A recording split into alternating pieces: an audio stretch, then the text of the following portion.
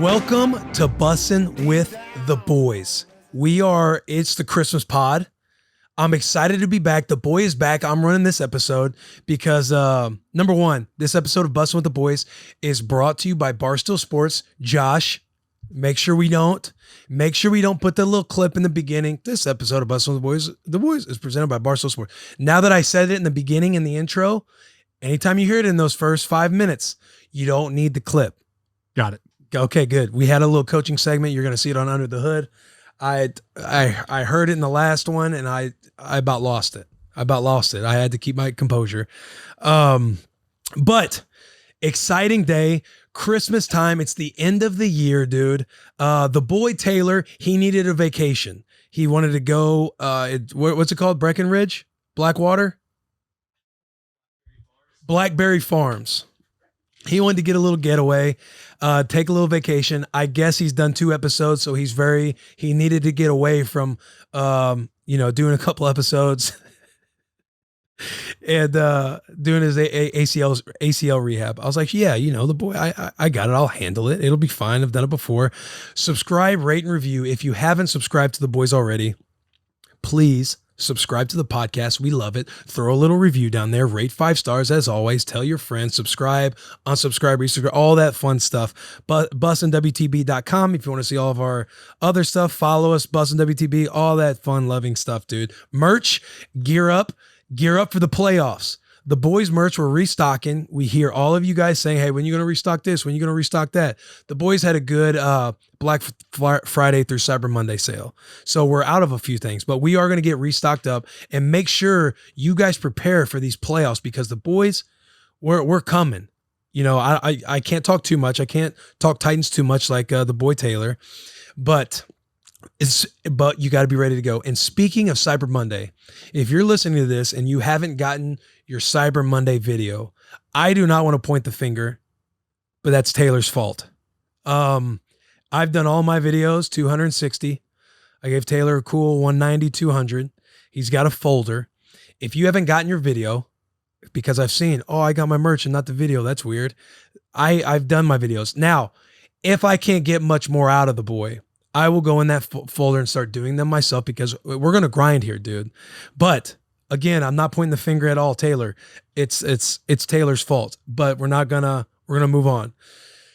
Let's catch up on a few things, a few housekeeping things we gotta get straight. My week, as I'm sitting here talking, we just got done beating Jacksonville. So fired up, obviously, when you drop a game against the Browns and you play like we did in the first half against the Browns and you have a good second half, it's all about recreating that second half against the Jaguars and putting together 4 quarters. The boys did a good job putting together 4 quarters. Now we got to we just got to stay consistent. We got to find our rhythm, get hot in December because that's what it's about in the NFL. It's about getting hot and getting in your rhythm come December time because you got to be on a roll going into the playoffs. You see with the NFC East, people want to make fun of them, call them the NFC least, all that stuff. But the Eagles, the Washington football team, and the Giants, they're all kind of in it. And they're all catching a little bit of a weird stride here at the end. It's all about getting hot in December and getting that steam rolling going into the playoffs. Arthur Juan Kenobi had a big game, had a phenomenal catch. He gave me an all-time meme now to have Victory Monday lattes with his little bobble catch look where he's got that crazy ass look going on. That's a hilarious picture. But Arthur Juan Kenobi's crushing it. And I do want to say I noticed the Titans, they like to piggyback on what the boys do. I personally love it. I love it because they shout us. Everyone knows where the ideas kind of come from. They just make the idea a little bit better. The graphic they made of Arthur Juan Kenobi is phenomenal with the little blue lightsaber. Whoever drew that, who drew that? I want to shout them out so we give some credit because I know they tagged them. Click on the Instagram thing because I think they tagged them in the bottom left corner. That bottom of the picture. Click on that. Who's that? What's that say? Haley M. Draws. Haley M. Draws. Shout out Haley M. Draws for the phenomenal drawing of Arthur Juan Kenobi. I'm telling you guys, the Arthur Juan Kenobi, we need to get it to stick. I need Arthur Juan to do a couple more things. I need him to. I know he shied away from the force choke and push and the force push at the Indianapolis game because he did it, but the camera didn't necessarily catch it. I talked to him and Darren Bates about it, about their execution. I thought Arthur Juan could have held the force choke a little longer before the push. And again, guys, I understand that Arthur Juan Kenobi, that's a good guy. We want to play off Obi-Wan Kenobi and all that stuff. And the force choke, that's a sign of the dark side. I get that. For me, it's about people understanding what's happening. If you do a force choke, I feel like that's the most noticeable for people and Star Wars fans around the world to understand, oh, he's force choking them right now. So I feel like that's what stands out. If you sit there and do like a lightsaber battle or something, like people don't know if it's swords, they don't know what it is. I think if we're going to hit the Star Wars lane, we have to do the force choke. And I was telling him and DB that, DB, you got to sell it longer. You got to get choked out a little longer. And Arthur Juan, you got to do the force push. You got to hold it a little longer and then do the force push after that. DB, you got to sell the force push a little more. They got a little upset. Hopefully, we get that celly in the tank because, again, I think if that celly hits, if he hits that celly, dude, it's going to be big time. It's going to be big time. He's going to be Arthur Juan Kenobi for life. It says we have a note, Titan stole it. Whatever. I don't care. I know Taylor gets on people for stealing our stuff. I enjoy it because it's extra branding and stuff. Like, people know where the source comes from. Now, do I think we deserve the paycheck that goes to the Titans PR and their media team? A little bit. I think we need a little bit of percentage. Nate Bain, I'm talking to you because you use obviously the boys. I've seen the Wolf being used before, Wolfpack stuff, Arthur Juan Kenobi. I get it. We're all working together. We are all one team, but I do think we need to see a little percentage of that money. Somebody's got to help give these boys bonuses for Christmas time because it's not coming out of my pocket. You know what I'm saying? I'm sorry, Garrett and Josh, that you had to find out this way. What's this moved up to the one spot in number 7 in USA Today Power Rankings? Is that like the Titans? Yeah, I believe so. Oh, we don't. Hey, we let the media do that stuff, dude. It's one game at a time. We got the Lions coming up, but by the time you hear this, we have already played the Lions. So hopefully I'm sitting here slinging a victory Tuesday, Monday latte again. Predictions. I'm not going to get in predictions. That's a no-no. That's a no-no in the Vrabel world. The boys got to stay in his lane. You know what I mean? I don't want to talk too much out of my ass. You say a few things that you might regret. There's no predictions here. I believe in the boys. I believe in the grit, the grind, the determination, the resilience of this team that we have, because when we do slip, the boys bounce back. The boys always respond well. The messages are always articulated very well throughout the week by the coaching staff. We paint a good picture of what we have to do. And the boys, we find a way. We just got to continue to keep doing what we're doing and, just put our head down and work, man. We're a tough football team, the boys. I'm fired up. I'm fired up to see what ends up happening this year with the boys. Crazy Monday Night Football game last night. Again, by the time you listen to this, that's why I wish we could turn shit around ASAP. But the Monday Night Football game that I'm talking about is the Lamar Jackson one, where my man runs inside and takes a shit. I don't care that he says he was cramping. Listen, we've all had the cramp world, right? Now, you might have been cramping and like, oh, I got to go take a shit. I'm cramping. I'm going to just do my little limp jog while I go over to take a shit. No matter what, you ended up having to take a shit. You had the runs. People get him. We understand it. What a baller. My man wipes. Probably doesn't wipe that well. You know what I mean? So he comes off the toilet into the game, throws a touchdown. Cleveland bounces back, and then Lamar drives him down. They kick a field goal in the game. But my man goes from the toilet to making plays.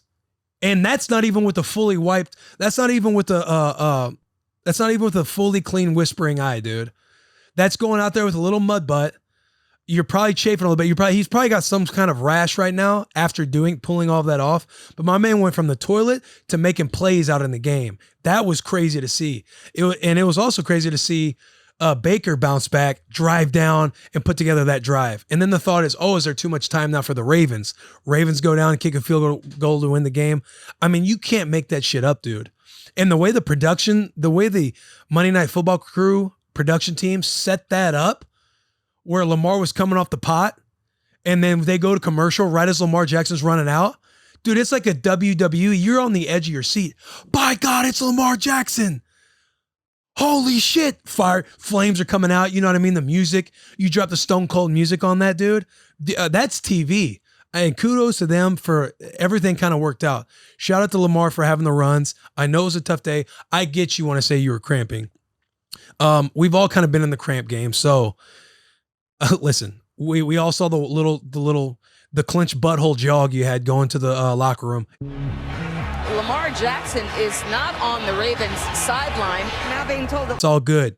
It makes it even better. Forget the cramping. Run with the, I was shitting, I had the runs and I was shitting down my leg. I had to go get the rest out of it and half-ass wipe and go out there and throw some touchdowns. That's what the people want to hear.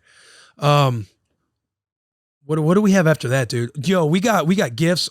Listen, we had a great episode. Obviously, it's a Christmas podcast. I'm already on a rant right now. We had Michael Chandler on. We talked about all of his fights coming up, and I butchered. I can't believe I said the wrong name. Gaethje.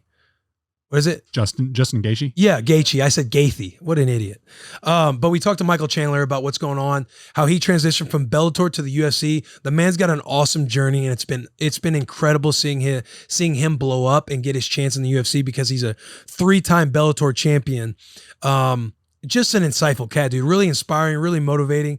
A great follow on social media because he's always posting his workouts, his inspiring stuff. He's one of the good guys. He makes you want to be a better person. But we have him on, and he gives us all the nitty-gritty details of what goes on about him transitioning to the UFC. Corey Levin also came by to help be with the boy and run the Christmas topics. We had a great time talking Christmas topics. I didn't necessarily want to go about it on my own because I feel like it's better having these conversations. Like when we go top Christmas movies, I don't want to sit here and be the only one that makes up the list. I need some banter. I need somebody to go back and forth with me, bring up things that I'm not thinking about. So I had Corey on. Now, Corey came on, and the boy, I personally have to be careful with all the COVID rules and intensive protocols that you've heard about in Taylor's podcast recently. But we didn't take any chances. Corey sat on the couch. We were 6 feet apart. We wore masks during the segment because, again, you don't want to do anything to get the team fined or do any of that stuff because, the NFL is very buttoned up about it and you just don't want to take any chances. So the boy, I'm looking a little ridiculous. I look like Sub-Zero from Mortal Kombat. I got the little medical grade mask on sitting in Taylor's seat. Corey's at the end of the couch, but we have a great time talking about Christmas stuff. This was a great pod. And again, we're going to still talk about it because we want to get to, I did a hashtag Bussin mail and we're going to answer some questions and we're going to do some things. Before we do that though, we got to read an ad read from our sponsors. Before I drop this ad read, I just want to wish a very Merry Christmas from our Bussin family to you. I hope you guys have a great week. Spend a lot of good time with your family, open up some good gifts, enjoy the victory week, all that fun stuff. But I just wanted to wish you guys a Merry Christmas from the boys. This episode of Bussin' with the Boys is brought to you by Georgia Boot, the world's most comfortable boot. Georgia Boot is America's hardest working boot. For 80 years, Georgia's been making boots that work as hard as you do. Tough enough for the job, cool enough for everything else. Georgia Boot makes super comfortable, good-looking boots, so comfortable that you never have to take those boys off. The boy likes looking good. Even when I'm walking around the facility, I might even wear these things at practice. These boots do everything I need them to do. They will hold up in any condition without sacrificing any of the comfort. It has the comfort technology of an athletic shoe packed into a great-looking boot. Great-looking boots that are wildly comfortable at a price you can afford. Every time I'm walking around in these things, the boys are always asking, comp, shoot the boy a link, do a little swipe up ad for us. We see it all the time, Bussin' to 20, 10, all that stuff. They love it. I love it. Georgia Boot offers the best work boots, wedges, and loggers around. Whether you need a waterproof boot, steel toe, soft toe, square toe, Met guard, non-puncture shank, non-slip sole, they've got it all. Head over to georgiaboot.com and use code BUSSIN for 20% off. That's BUSSIN at georgiaboot.com for 20% off. All right, so yeah. Dude, we're in the Christmas spirit, dude. I did this hashtag last night to get people to see what questions they might want answered. Ask the boy anything, because it's been an awesome year. You know, I'm careful to say that because obviously there's a pandemic going on. You've had COVID, but I'm a glass half full always kind of guy. I'm always optimistic. What I like to do at the end of every year, every season, every kind of situation I'm in, you always want to reflect back on the year you had, because as stressful as it's been and as much as everybody's had to adapt and we've all had to kind of do our own thing and figure out our own stuff, you always want to look back and see the things you've overcome. If stuff has worked out the way you wanted it to, If it has, why do you think so? You know, what was the good energy that was happening around you that you want to continue to manifest? What was the bad shit that, you know, that's made you anxious or given you anxiety that you don't necessarily want in your life, you know, for the next year? Those are things I like to reflect in when thinking about my year. But I did this hashtag to let people ask us whatever, because again, it's been an incredible year. When you're being optimistic, I want to say before I get into the bus and stuff, I do want to talk, you know, this year was a year of perseverance for sure, for everybody. I think before COVID starts, or as COVID is hitting and we're locked down and you kind of had those first several weeks of like being in your house and being like, yo, what in the hell is happening? Everybody started to be like, you finally get that moment when you're at work or when you're doing your every day to day and you're kind of caught up in the monotony of everything. You're like, man, I wish I just had time off to do whatever I wanted and to take time and work on whatever's in the old noggin that you've been wanting to work on. And everyone pretty much got that opportunity when COVID hit. We all had that pause in life to sit there and be like, okay, now I do have time to do whatever it is that I've complained about or whatever. So a lot of us hit those crossroads of being tested. Did you do something with that time, or did you just kind of drag your feet, and then you kind of play into the victim of like having that bad year because you go through a lot of stuff. And I get it. Some real shit happened. People have lost jobs. People have been furloughed. People are going through a lot of shit. But when shit hit fan and your back is against the wall with your family or anything that goes on with you, you get to that point to where you learn a lot about yourself. You learn how you react in those situations. Are you somebody that, that's going to find the good or figure out how you're going to bounce back? Because bad shit happens to us all the time. Like my life's solid. Like I got cut earlier this year and it's worked out for me now. But when I got that call, obviously you're bummed. Or when you're not on a team, when I didn't get picked up and put on a team in the springtime like I was wanting to, you doubt yourself a lot, man. And you're in like this vulnerable state because you put yourself out there a lot. But when your back's against the wall and you have all those options to make, man. Are you going to fold and succumb to what people are saying about you, or you're not this and you're not that, or, you lost your job? Are you out looking, or are you just going to become a victim of whatever environment you're in? Or are you going to find the good in whatever it is? Are you going to attack the next day? Because no matter what, the sun sets, you can pout as much as you want, and the sun is going to rise the next day, and you have the choice to, am I going to get up and put into this next transition or this next day, or am I just going to float along? Because the world goes no matter what. Like again, it's been a tough year, but you see companies and brands and everybody, you see a lot of optimism. People are adapting. New jobs are being made. New jobs are being created that you wouldn't even think are being created. We're in a spot to where the restaurant industry is like, yo, we never even thought that this might happen. This wasn't even something we thought of. But you see businesses adapting and trying to figure it out.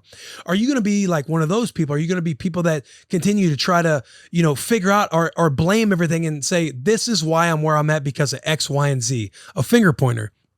Or you can be a thumb pointer and be like, yo, this is on me. I got to bounce back. Or if I don't bounce back, I'm going to be a victim to my mentality because I'm just going to feed myself what I'm wanting anyway. I'm just going to tell myself, oh, that's not working because of him or her or anybody or all of that stuff. Or you're going to find something new to do. But I went on a little TED talk right there, and I apologize for that, but I get fired up at the end of every year because I like looking back on how far we've come.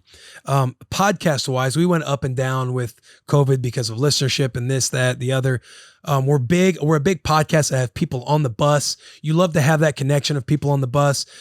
We got a wrench through in us because Taylor and I couldn't be around each other. So we each got to run the pod solo. So you work on zooming guys in or getting crafty on, I brought Corey in, you got the mask and stuff.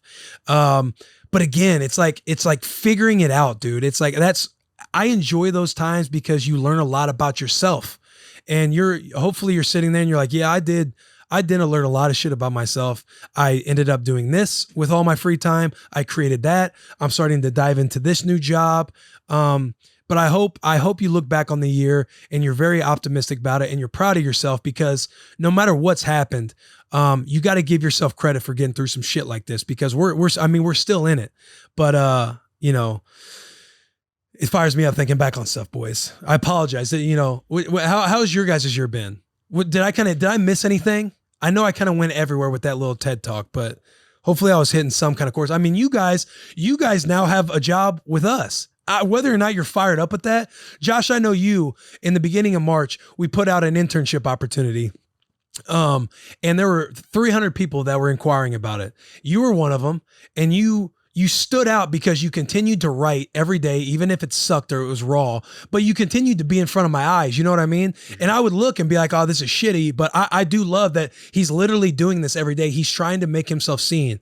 And you're working at another job. You're working from home, and you're thinking in your mind, you saw this opportunity. Here's what I'm going to try and go after. And you're a self-taught kind of person. You've learned how to edit. You've learned how to get references. Josh, who I'm speaking about, all the videos you see where the heads are on the bodies after every victory we have, Josh is the one who's taught himself how to do that. He was somebody who found an opportunity and wanted to make the most of it. You were a free intern for how many months? Around 6. 6 months before we actually started paying you. Yeah. You know what I mean? Which is like, we should have done it sooner. But all I'm saying is you were looking at that opportunity in that moment in a shitty year where shit is up in the air, working for free, busting your ass. And I don't know, man, like stuff like that. I feel like you got to look back on and you got to think like, yo, I'm a persevering son of a bitch because I'm figuring this out. You know what I mean? Yeah, definitely, man. Like you said, I mean, it's like, I mean, you get put in a pretty bad situation. I mean, I had a lot better than most people because I was able to keep my job when everything happened. But, I mean, you see an opportunity and you got to take it. I mean, if you're not happy in your situation, you're the only one that can change it. So I love that. And you really do fire me up, man. I really applaud you in everything you do. I know we bust your balls at times, but obviously that's what the boys do. We're all busting balls. But I hope you do. I hope you take time to look back on your year, your visions and goals that you had, how they got upended, and how hopefully you had new visions and goals, and you've either attained those or you're on your way to attain those. And if you're somebody who's not, hasn't written stuff down or actually thought about that, I would tell you to sit with yourself and look into 2021 and find the optimistic shit that you can be doing and the good energy you can put in your life, the good people you need to surround yourself with, eliminate the bad stuff. And when I mean eliminate, you don't just eliminate distractions. We're adults. We're men. You deal with distractions. We're men. We're grown men and women. You don't just want to eliminate distractions. You want to deal with them. You want to figure out why they're bringing you down or anything like that. You want to learn how to deal with them, and then you eliminate them. But I would ask and push all of you all to do that stuff because I'm a huge believer in that. This is why I believe that we have the bus, that we have the pod. Just as somebody who sits down and journals a lot and writes a lot of shit down and tries to manifest a lot of things that I have written down, I'm just a huge believer in that stuff. But all right, on to the Bussin mail and the topics that we asked Twitter and people want answered. How's the wedding planning going? The wedding planning is going well. We are wondering if how this COVID stuff is going to continue to progress. Hopefully all the vaccine stuff and everything, it all goes well because we're getting married in June. So we still got time, but you're also sitting there like, man, I hope this doesn't drag out all the way to there. Cause if it does, you're going to have to adapt with that thing. But all in all, it's going good right now. We have a question. People were asking about Scott Frost in Nebraska. All right. I will dive a little bit into this. Now, me personally, I don't eat, sleep, breathe all the Nebraska football stuff like I know a lot of the fans do. Just because I'm not in Nebraska, like I have the stuff going on, I kind of watch the boys from afar, and I'm always rooting for them because Nebraska Cornhuskers, Black Shirt, all that stuff. You want your alma mater to do awesome. It does suck seeing the boys struggle and lose, but there's a couple ways you can shape it. Scott Frost. I am a fan of Scott Frost. I think people are like let's find somebody else. He couldn't do it, blah, blah, blah, blah. Well, number one, contractually, you're married to him until I want to say he was on a big deal. He got extended in his second year. So Scott's going to be the guy no matter what. And I think Scott is still the right guy for the job because who are you going to go out there and find that understands the history, the background, and what Nebraska is about other than somebody like Scott Frost. Scott Frost was the quarterback for them. He won a national championship with them. He was in the 90s with them. The dude understands what it takes to be a winner because he did it in Oregon. He did it at, I'm drawing a blank, UCF? What is it? Yeah, UCF. Yep. USF, UCF. Yeah, it was. Yeah, He was a winner there. He turned that program around, and we talk about, oh, you got to give him time. You got to give him time. I know he's been on the hot seat this year because it's been 3 years and we haven't came really close to a winning record or putting a great product on the field. But you do, man. I think we have a good guy in the seat at Nebraska because he understands it. If you go and get somebody else, like, number one, who are you going to get? And are they going to turn the program around because they understand what it takes at Nebraska? Scott does because he's done it. He's breathed it. He's there now. Like, you don't think that man doesn't want to turn this program around? He's turning over every stone he can to figure it out. He is.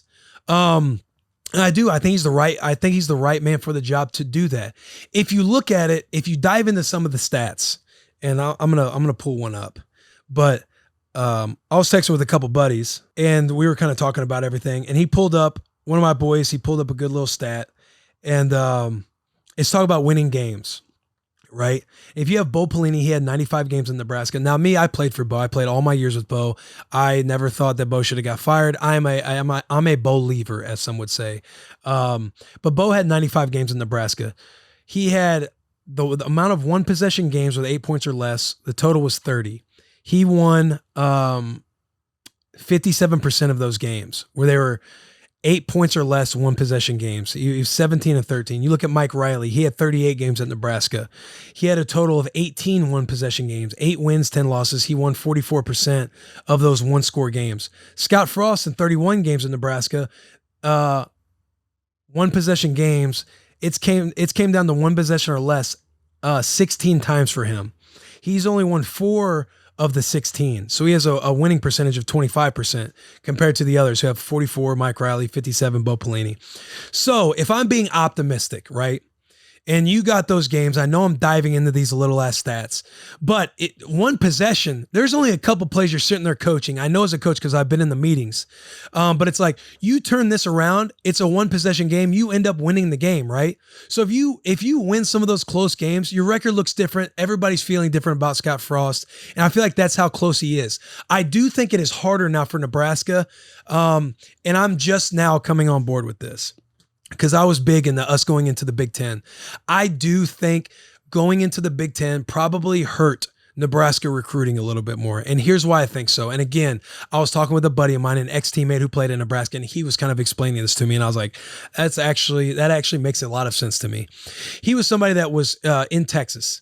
And when you're in the Big 12, the farthest drive to a game is Nebraska. If you have your kid and you want to send him to a school and you send him to Nebraska as a parent or a family in Texas, because Texas is a huge state to recruit in, the farthest drive or travel you got is going to Nebraska, basically. A lot of games playing in the Big 12 are down around Texas, in Texas, Oklahoma. A lot of stadiums are within 3 hours of the Dallas airport. So you fly into Dallas, a lot of those games are right there. So families are able to see their kids a lot. Now, you move to the Big Ten, and everywhere's far. Your closest game is damn near Nebraska. All those kids that you're recruiting in Texas and you're pitching to those families, hey, we can send you this, goes that.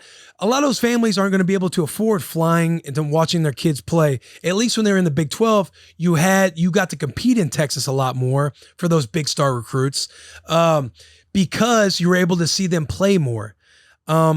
People talk about talent a lot. I made a joke. There's too many white guys on the field. Obviously, that's a clear joke. But if we feel like the talent isn't up to speed to where we have 4 and 5 star recruits, any business, company, brand, whatever, if you got a lot of 3-star players, a lot of 3-star talent and below, are you going to be a winner? 90% of the time, you're not going to.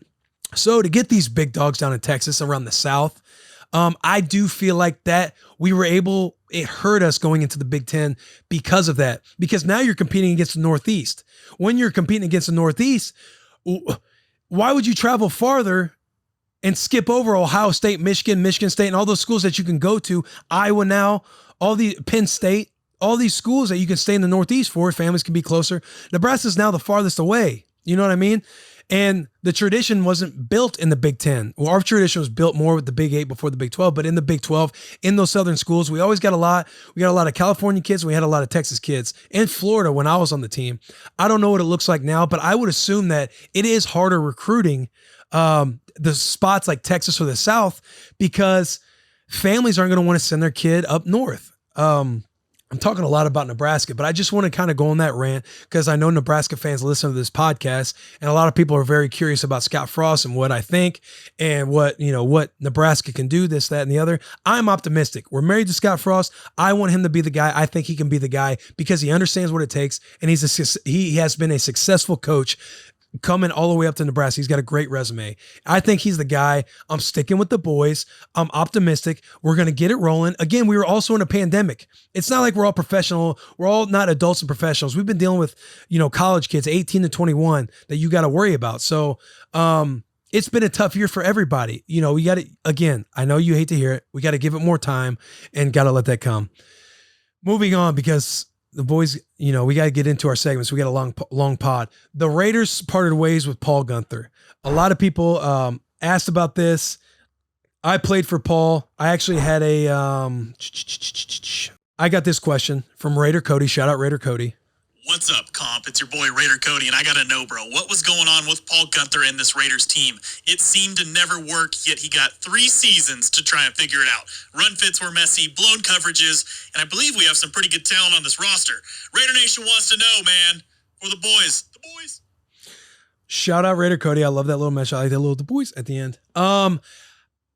Without going too much into certain stories or details or anything like that, I ultimately think the Raiders made the right decision parting ways with Gunther. My time there was awesome. I had a great time there. I like Coach PG. But when you think about the ups and downs that have been there, you had to make a decision at some point. You're either, you're blaming players, you're blaming coaching, all this stuff. I will say, it was interesting being there at times. Because that you felt when I was taking Tahir's job, you felt like they were throwing Tahir under the bus a little bit. And being a player that was in those meetings during the game, understanding how the headset works and all that stuff, there would be blame pushed around that you just hate seeing because you don't want to be playing the blame game in the middle of the year. It's take responsibility and accountability.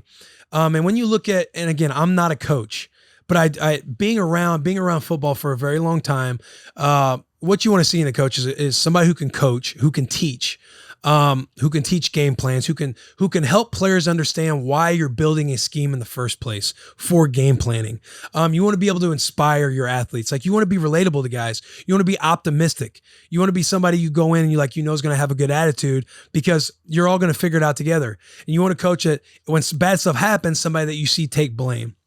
Now, again, I don't want to get into too much of stuff, but PG didn't, in my opinion, he didn't check a lot of those boxes. He was, there would be times where the communication would be off kilter. There would be a jam in the middle of communicating throughout the week. There's a lot of stuff you didn't understand why we did things. An entire game plan was open on game day, whether or not you worked on it in the week. I remember sitting there. I was on FaceTime with Charo, my fiance, and I was gearing up to play. I want to say it was my first start. And again, I'm still trying to catch up to a lot of stuff. And I'm sitting there like going over our third down plan. And I'm like, we got about 25, 30 calls on just third down defense, which is a lot for a defense because you only have so many plays to run during the week. And when you're game planning and practicing, you have about 30-ish plays that you run during practice.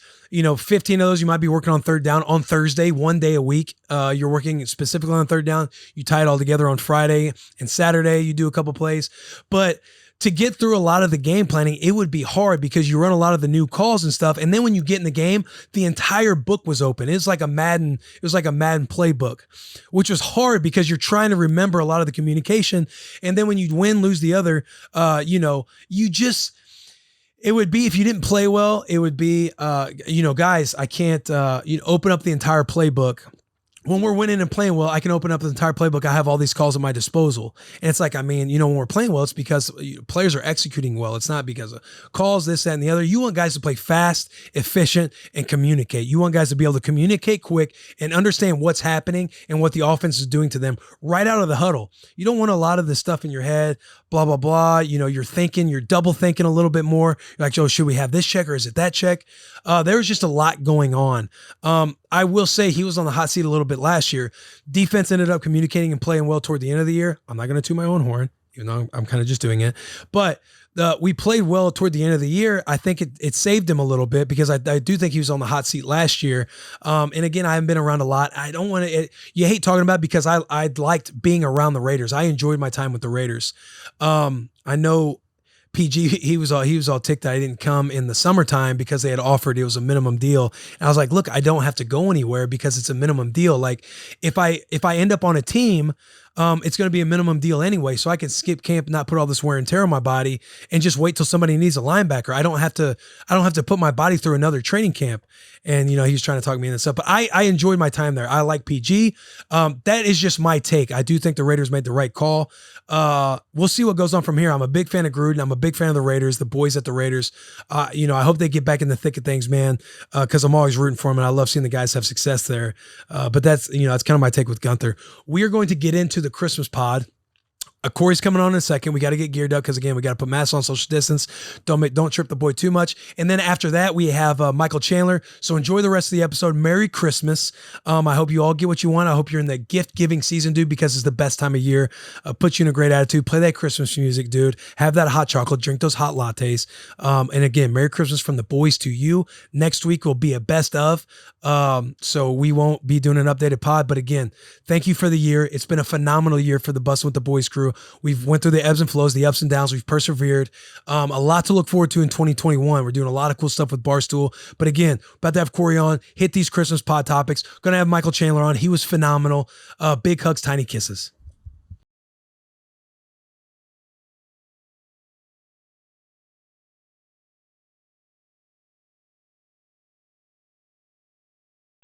Yeah. Coles when I was like 7, bro. I still hate that place.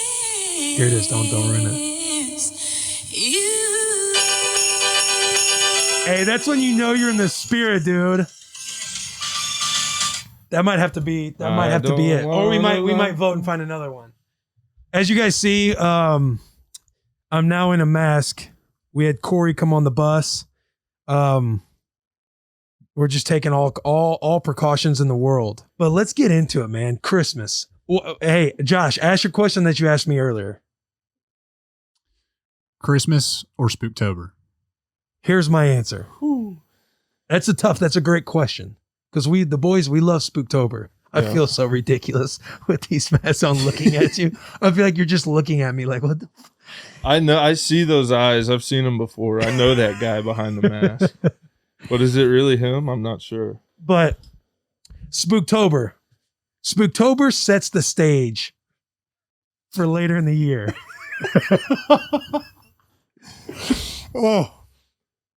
Spooktober sets the stage for the latter part of the year. It sets the scene for the weather changing. It gets a little dark sooner. You know what I mean? Yeah. Leaves are changing.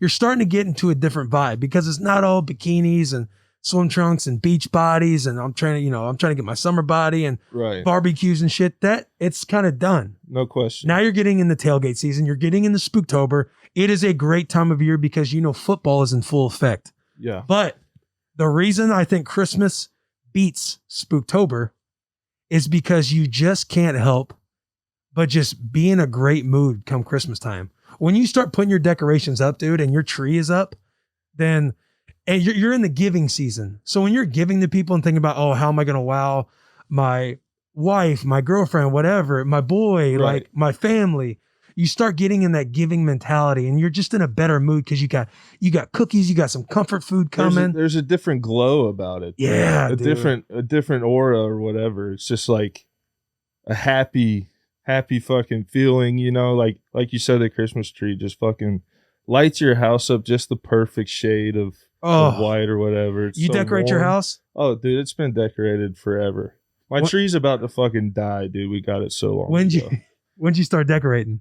Man, this is a hot topic. Before Thanksgiving, we started putting some things out. I showed you that village. That village I sent you a picture of. I got to take one of these. And Brad. Off. The joke's over. I got to take one of these off. Yeah, me and my wife, we started decorating before Thanksgiving, dude. So same. I started decorating the second week of Thanksgiving. People get fired up about that. They do. They're like, yo, you got to respect Thanksgiving. And I'm like, yeah, but it's just a meal in the Lions play. Like, yeah. Christmas took precedent this year a little bit. We went before Thanksgiving. Thanksgiving is necessary though. It is necessary. I love it. You can't just sell out Christmas for 2 months long. I get the decorating because it puts you in a good mood, but Thanksgiving is necessary between the two because number one, here's why I decorate second week of November.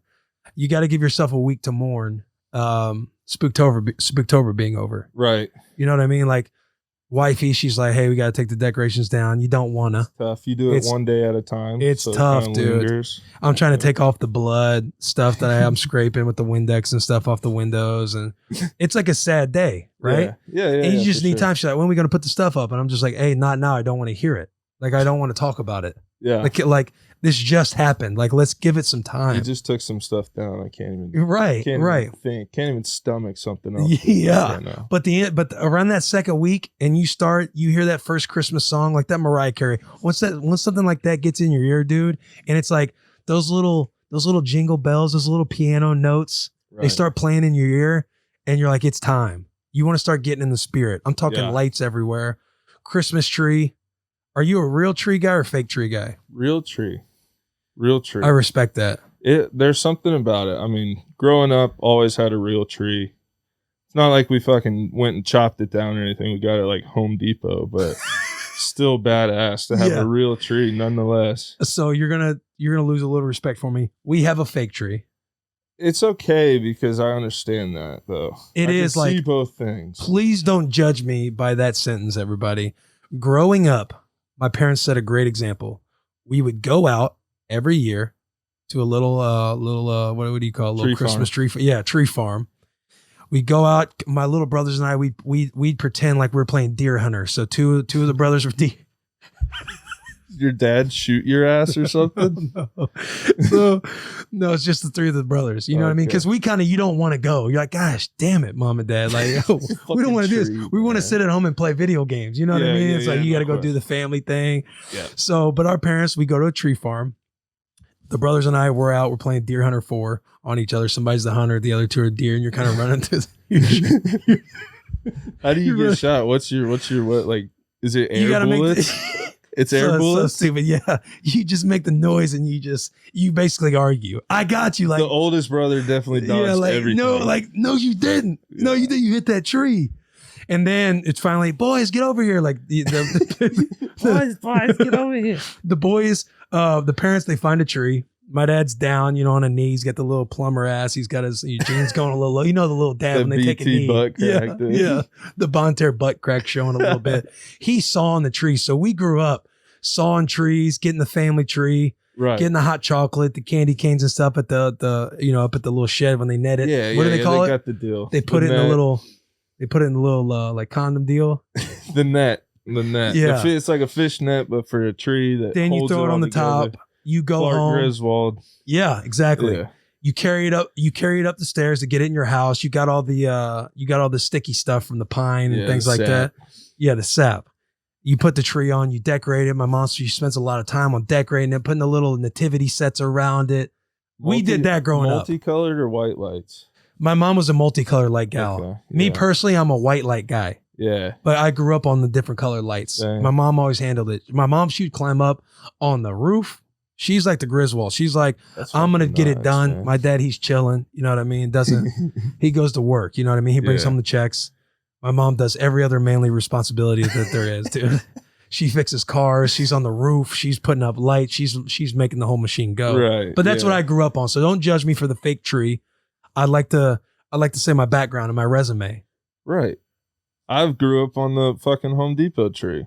Oh, so you've always been a Home Depot guy. You've been let me go buy it It's let me get it ready to go.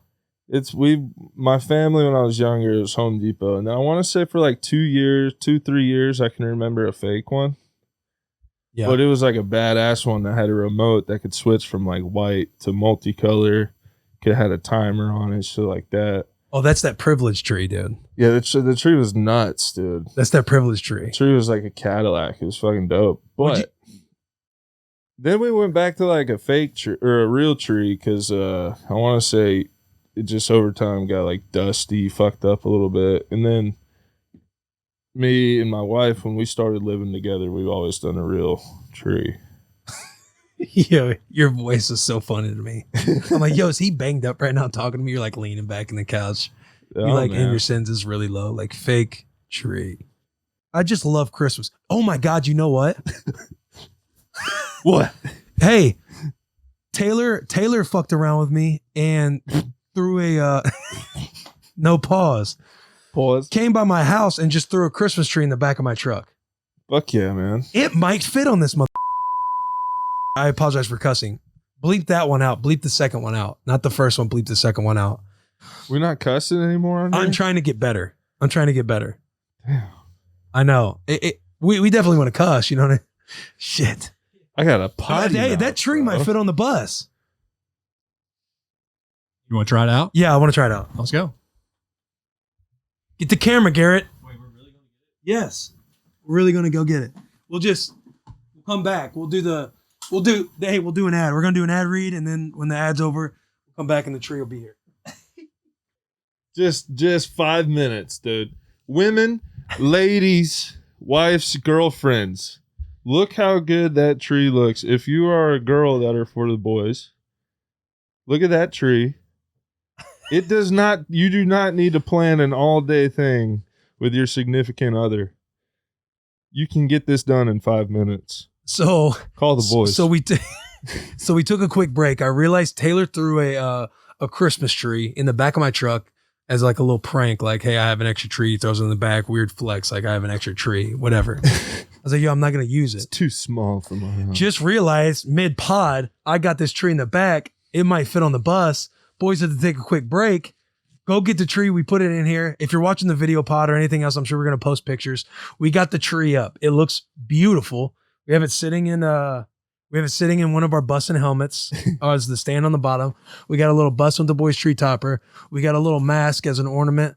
We got a bow as an ornament, some socks, the gifts that we got with the cigars. We got some cigar ornaments as ornaments up there. I'll tell you what, we are in the spirit. This is the Christmas nice. pod. Josh, what do we have next, dude? What do we get to talk about next? Is that 10 days until Christmas? Best and worst gift? Yeah, best and worst gift you got. Dude, I'll tell you what, I'll call my mom out right now. Every year, you put a little list together. You start figuring out that your parents, I don't want to spoil anything. There we go. Do you remember when you found out Santa wasn't real? Hopefully no young ears are listening to this. We're for the little boys, but hopefully the little boys aren't listening to the pod. Santa's but you real, figure out bro. it's your parents, right? So you're putting together these lists. I'm like a white kid growing up in high school. You want to get the I want to say back in that time, USC was hot. You want to get the affliction shirts. You know what I'm saying? From Buckle, you want to walk into Buckle. You feel like that's where the kids who have some money, they always get to shop. You had your friends that got to shop there all the time. So I'd have a list of stuff from Buckle, same, a little simple white boy, Hollister. Ooh. You know what I'm saying? Never went Abercrombie. Always a little pricey. But dude, we Always get a to little Christmas. pricey. We get to Christmas, and my mom's got me wearing Aeropostale and shit. 84 or 87? Dog, when you walking around in Aeropostale, you walking around like everybody's got their Hollister, their Buckle, their Affliction, their Abercrombie. You're walking around in like the Great Value. This is like the Great Value brand of clothes. Hey, you know what I'm saying? Kid's mom hit the 4 for $20. Dog, yeah. Oh, no. She saw that 4 for $20 deal. God. You got every color. Bro, we would go on, oh, man. you know how you go on field trips and you'd hit the mall like in the middle of the field trip? Like the school would stop at a mall, you go shopping. My mom would give me like Can't 30. say I ever did that, but that sounds fucking dope. It was dope. And unless your parents give you like $30, you know what I'm saying? Like everybody's going nuts and you're trying to fight. You're in Aeropostale looking at them 4 for $20 deals. You know what I'm saying? You get like, one God slice damn at it, Sbarro for lunch. Yeah, like I gotta walk out of like the nice branded stuff with like one pant leg or something of jeans. Damn, boy, 4 for $20, man. Did you say one slice of Sbarros? For lunch in the food court. greasy as shit. You walking around like, hey, you're gonna have to find a way to eat. You're eating all them little Chinese samples around the spot. Yeah. Like, hey, Hey, there goes Will again, taking a lap yeah, taking a in lap. his new ass shirt. Could see it a mile away because it's orange as fuck. You got the kids that go and change into their new shirt right away, like in the bathroom. Aeropostale used to have that There goes- logo, dude. There with goes the Will in dog. his new shirt, taking a lap. Yeah. They Holy used to shit. have a logo with a dog, I swear. And Wait, who? Aeropostale. It was like a little bulldog. And instead of the fourth leg, it looked the way Like it a was three-legged shaped, dog? it looked like a fucking penis, dude. You gotta pull it I'll up. tell you what, man, Aeropostale, you just didn't feel I confident. swear to you know what I God, mean? they in the Mall of Georgia, they'd been going out of business for fucking 10 years. For 10 years, that bitch just said clearance, going out of fucking business. They've been hanging on, bro. Hang it. They've been finding a Hey. way. They've been scrapping. 4 for 20. I'd be standing there. You'd have the Aeropostale tee on. You'd have them big ass cargo shorts on with the material belt.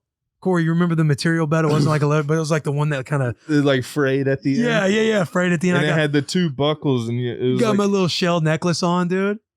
tell me that's not a dick. Oh, It's waffle with a dick, bro. That's hilarious. oh shit. Yo, that is hilarious. But That's that not would a be leg, my bro. fit, dude. And then your little what's it, Pika shell? Puka. Puka? I think we talked about that before. Yeah, You- I had a you little used to puka rock shell puka necklace. shells. You looked and bleach tipped your hair. and bleach shit. tipped my hair. Oh my God. What was I doing, dude? You always look back on some shit and you're just like, what are we doing? God damn it. Then you go to the phase where you grow your hair out long and then the blonde tips are like stayed. So then the blonde tips kind of, you just see the roots and shit. Oh Bro, my I God, never dude. I put was a anything in my loser. hair. Never did that. Oh, back to Christmas though. That Mom, I apologize for calling you out, but it always sucked, man, when you had a list of like actual clothes. Like when you finally came around to the idea of wearing clothes as a gift, you start buying in. You're like, all right, here's what I want if you're gonna get me clothes. Yeah. And then when you just give me the JC Penney's and shit of the world, I'd say that's about 8th grade. 7th, 8th grade is when I probably started caring. Like 7th grade. yeah. 6th grade, I still rocked like jerseys to school and shit. What was your Picture day, I wore my football jersey. what was your About best and Christmas. worst gift? I don't know about my best yet. I gotta think about that. Like, I don't want to, like, worst gifts is obviously like if you get like boxers or something. Like, if you get them in the stocking, cool. Socks, boxers, whatever. But if you wrap that shit, like, why would you wrap fucking socks and boxers? You know what I mean? I mean, my parents do. They still do. They still do, play it as a like- running joke. I get a pair of socks and Hanes underwear from Walmart or Hanes boxers at Walmart. I still get that as like a gift every year. Terrible. I mean, wear 'em. I'm not going to lie. I mean, I always got pretty decent gifts other than like socks and boxers. Best gift. Oh, so you had it. You were like the man. You were the friend that everybody wanted to be friends I was with. the youngest child, dude. Like I was always spoiled. Yeah. But like, I don't know. It wasn't. I'd say the best gift. It was pretty sick in my first cell phone. Yeah. When did you get your first cell I was in phone? like 7th grade. Yeah, that's when I was too. I mean, when I first Xbox was pretty dope. I Or see, first I didn't- PlayStation when I was a kid. When I got the PlayStation 2, I remember that being a big deal. Hey, that was. Yeah, not you say that. That was a The huge deal when PS2 you was got a the big PlayStation deal. 2 and you got the little memory card to go Memory with card. it. I had a blue one. Yeah, bro. And you take your memory card around like, hey, Corey, you coming over? Hey, bring Yo, that memory card. The PlayStation 2 was a huge deal because that's when games started getting real. I feel like. Yeah. You get to go to Blockbuster. Yeah. Every bro. Friday, you get to go on the weekend. Hey, it's Friday. Mom's going to take us to Blockbuster. Right. Be wandering around the aisles, pissed off when you don't see a certain game behind. How that many it's of already those out. games did you keep just forever? Nah, we always return them. I feel like I have one or two that just never got returned. Really? Yeah. I mean, it's We just bought a it. smart move. I mean, you do think about it. Like, what are they going to do? They're out of business. They keep charging you. I don't know what happened. Wasn't charging me. I wasn't. Yeah, on that. PlayStation 2 was probably a big one. It PlayStation was. 2 was big. Sega was huge. I do remember when Cody and I got our parents got us. I never had a Dreamcast. We got the Sega Genesis when it first came Okay. out. So we're playing Sonic and shit. We got the first PlayStation. had My the parents did Dreamcast. solid early in my career. Yeah, and I always got cool shit too. Like my dad got me like a golf set when I was like 7. That was pretty Really? sweet. Yeah, dude, I got a full golf set. Oh, you're privileged, dude.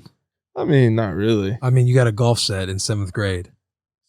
Not 7. I was 7. Hey, that's what I'm saying. You're 7 with the golf set. He just like to play golf. He wanted to play golf with his son. I'll probably do the same thing. I'm not going to push it on him. I'm just like, hey, if you want it, you got it, man. Go play some golf.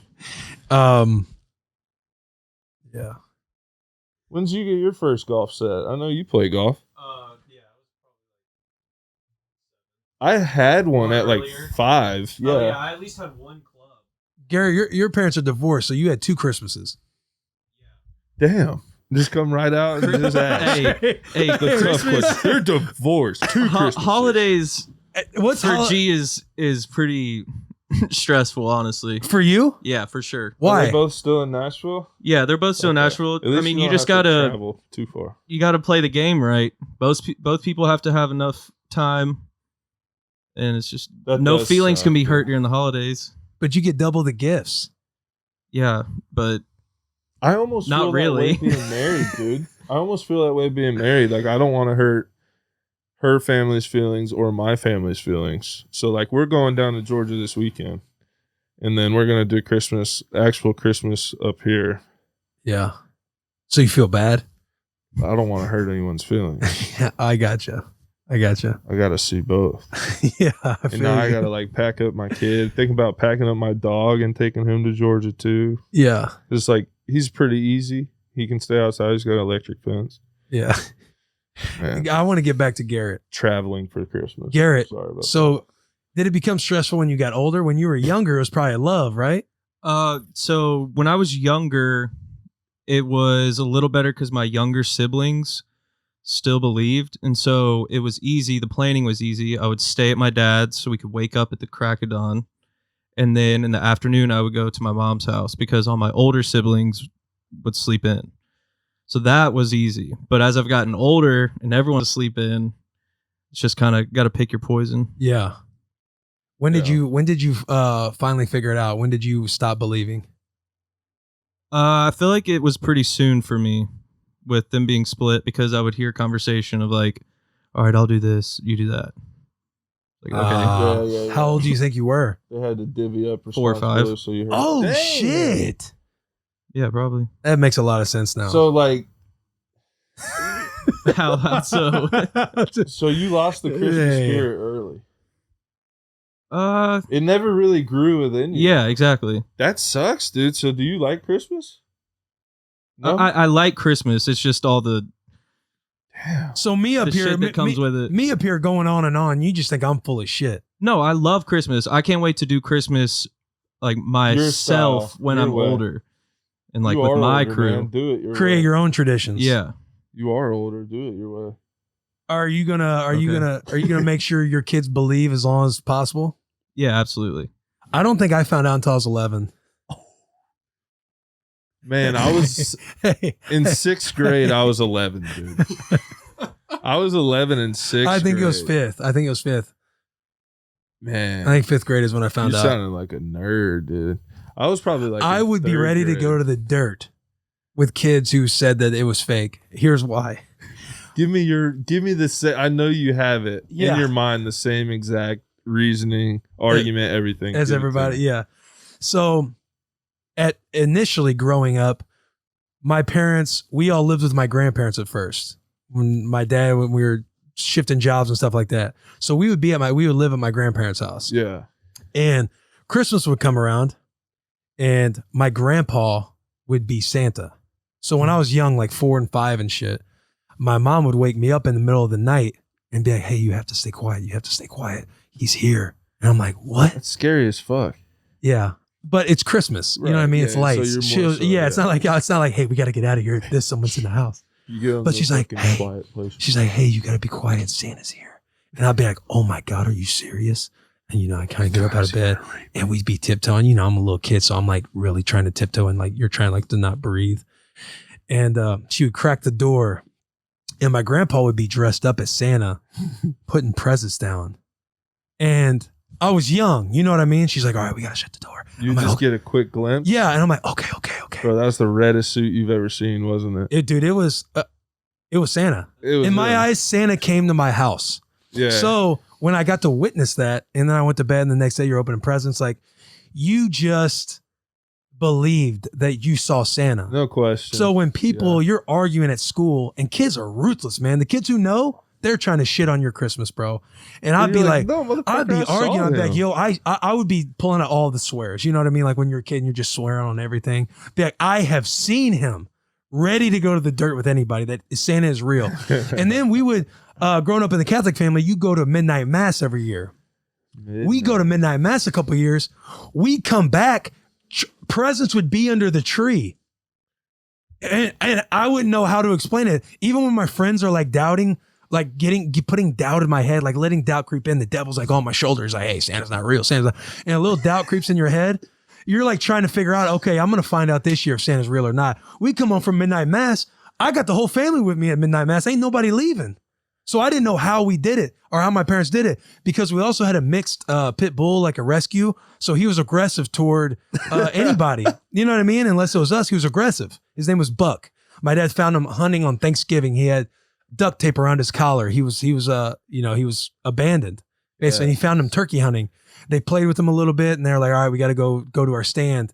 And him and my dad, and my brother, they drive to the spot to where they're going to set up to hunt, and they're sitting waiting on turkey. The dog Buck follows them the whole way for like 2 miles and finds them and comes up to him in the tree and kind of ruins the turkey hunting. But they take Buck home, so we take Buck in. But he was a nice dog. But Buck's anyway, he's there, man. Buck put the presents there. That's what your fucking kid mind is thinking. Buck put these presents there? Dude, I'm throwing and at this point I'm 8, 9. Like I got, you're starting to try and figure some stuff out. 10 years real, old. man. You're coming home from midnight mass, and your parents are with you. Midnight ass. What? Yeah. I'll come back from get some midnight ass, dude. But midnight 9 mass. years old. Yeah. And you come home and you're just thinking, how in the hell did Santa swing this? How'd Santa pull this how'd he shit do off, it dude? this time? Because Buck is in the house. My fam was with me. I had my woes with me. You know what I'm saying? My fucking we come back, cookies are gone, presents are under the tree. I couldn't explain it. How close did you live to the church? Walking distance.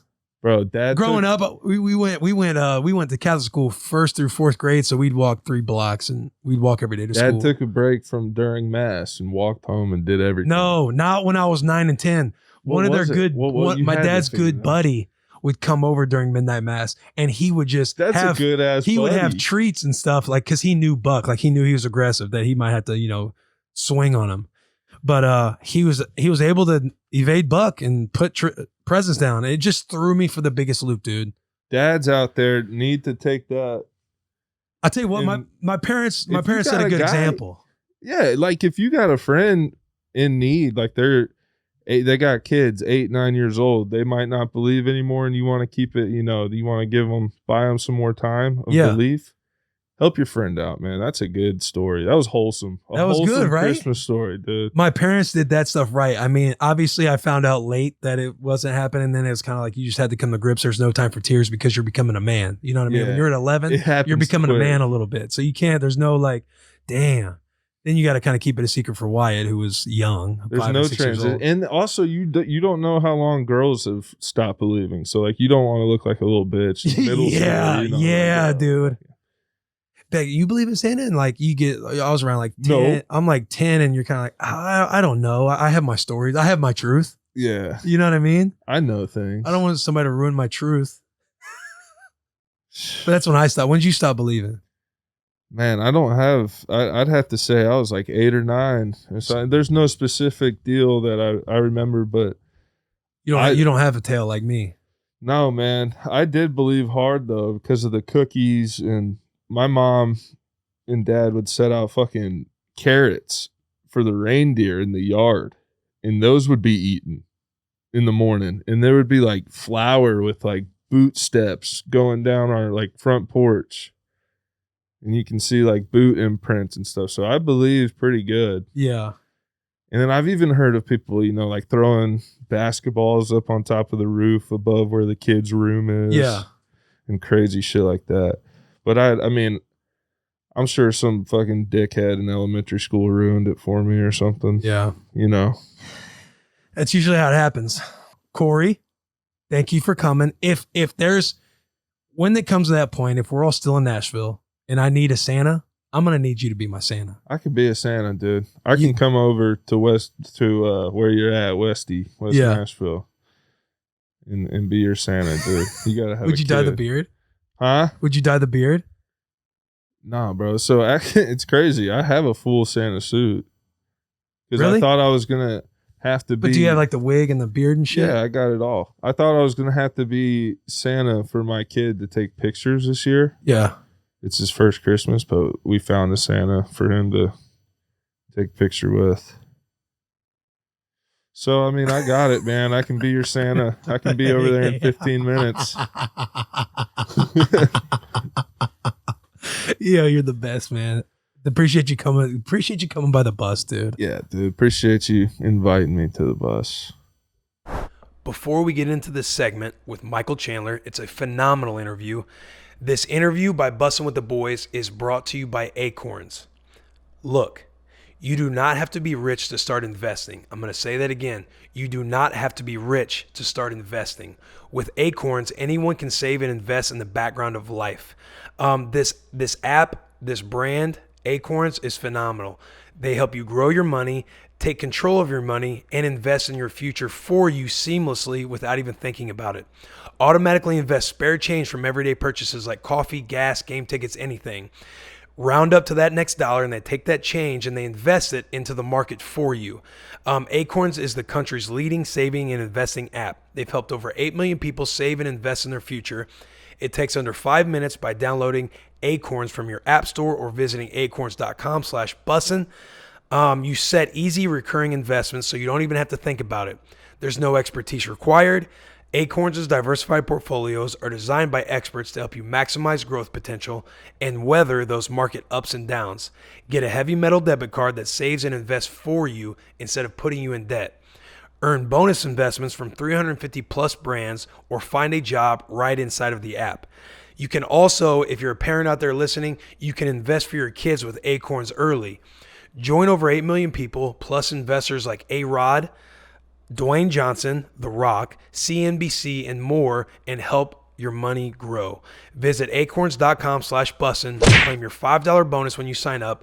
It takes 3 minutes to start investing and saving in the background of life. Guys, I cannot stress to you enough how important it is to invest in your future. It's never too early, too late to start. Start doing it today. Take advantage of this deal and go to acorns.com/bussin and start investing in your future today. Mike? Yo. Can you see me? I can. Let's go. Gorgeous as ever. I apologize for my producer. Oh. That's all right, dude. The world of Zoom. I was just screaming at him while he was trying to figure it out. I'm just kidding. How you been? Good, man. Just down here getting after it. All right. I know you got body work coming up in 30 minutes, huh? I do. I can push it a little bit. I should be okay. Are they coming to you or you got to go to them? No, I got to go to them. Shit. How far of a drive? 20 minutes. So I got to get rolling. That's what you're telling me. That's what you're telling me. pretty much. All right, here we go. I'm going to introduce you. On Bussin' with the Boys, ladies and gentlemen, we have Michael Chandler in the lightweight division in the UFC, new UFC fighter. He came from Bellator. He's a 3-time Bellator champ. He was also an NCAA All-American coming out of the University of Missouri. Not Nebraska, but that's okay. But Mike, welcome back to the pod. We've had you on a couple times. It is good to see your beautiful face, dude. Good to see you too, man. I wish I was there on the bus with you. I know. Here we are. The miles between us won't stop us from having a good conversation. Exactly. You're like, it looks like by the looks of your spot, number one, grungy looking spot. I love it. It looks like you're in a bit of a trailer, like you're in Russia in Rocky IV and you're preparing for the battle, dude. That's what I did, dude. I've been trotting through the snow in Russia and I got myself a nice little camper out here in the middle of the Russian wilderness. No, I didn't. I got a little VRBO here in Florida. Nothing spectacular, man. I got a bed. I got an oven and a refrigerator. That's all I need. That's awesome. I love it. So I want to dive right in. You went recently from Bellator. You had it was Henderson you knocked out. And right after that fight, your final fight in Bellator, you were a free agent. You set yourself up very nicely in free agency, and you had a decision to make. Take us through, walk your boy through that process, because we texted about it a little bit, but I would love to know how all of that works, because you got to be excited going into free agency after a knockout and getting set up for, now you're in the UFC. But walk me through how that works. Yeah, about a year ago when I was on the bus, we were talking about I only had 2 fights left on my contract, 3 fights left on my contract, and you want to get through them just like in football, just like any other sport. You want to have a good showing inside of your contract, the confines of your contract, but you always want to end on a high note. Each time that my contract was about to be up with Bellator, they always made me an offer that was hard to refuse. And I also always looked at the landscape in the UFC. Each time that my contract was coming up with Bellator, there was always something kind of weird going on, or there was a log jam going on, or Conor was going off fighting Floyd Mayweather, or there was some kind of weird thing happening. This time, everything worked out perfectly for me to go into my last fight. And essentially bet on myself. Yeah. So I went out there, knocked out Benson Henderson in the first round. Then I became a restricted free agent, as you guys call it in football, where the current promotion I was with had right of first refusal. They had matching rights. The UFC could have made me an offer, and Bellator could have matched it, and I would have henceforth been kind of stuck with Bellator, if you will. But Bellator didn't match the UFC offer, which worked out really well. But it was a couple week process where I was fielding offers from all the major promotions in the world. Obviously, the UFC was where I always wanted to end up.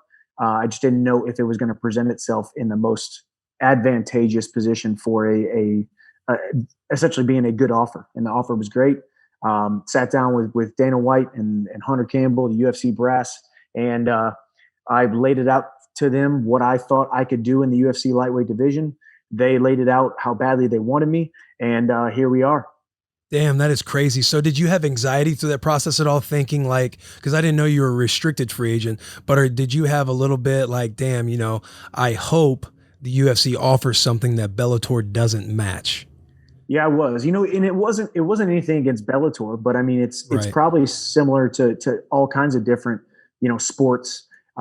sports franchises. I was with Bellator for so long, and I fought some of the same guys, twice, some guys 3 times. I held all the, most of the major records in Bellator, mainly because of my tenure with the organization. I was there for 9 years. There wasn't a ton left to accomplish in Bellator. I still feel like I'm the best lightweight in the world at that time when I was making that decision. So I decided to bet on myself, and for me, the biggest thing was, okay, I want to get offers from all the major organizations, of course, because it raises your stock, but mainly from the UFC. And, I'll be honest, the UFC wasn't the biggest offer. There was a lot more money being thrown around by a couple different other organizations around the world.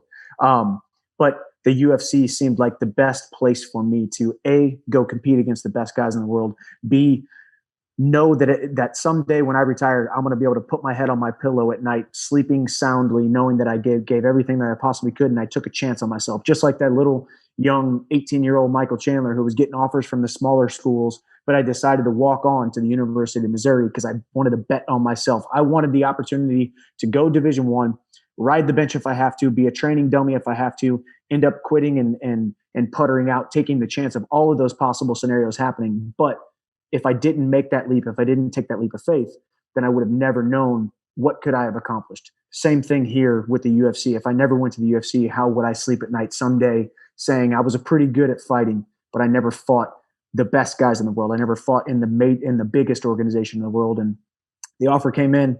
I was ecstatic. I said, give me a pen. It's time to sign. And here we are. Oh, let's go, dude. You're getting the blood flowing. You're getting me hype right now. So you are saying that UFC has the best fighters. Is that what you're saying? 100%. And for a long time, you want to be honest about the divisions. You want to be honest about the organizations, but you also, you want to pander to your current employer as well. So the last thing I was going to do is say, yeah, I fight in Bellator, but I really want to fight those UFC guys. Right. They're much better than the Bellator guys. But that's not to say that there's not some standout guys in the Bellator organization. I believe that some of the champions in Bellator could very much give the UFC champions a run for their money, a few select guys. But as far as depth of roster, as far as worldwide recognition of the major sports organization that the UFC is.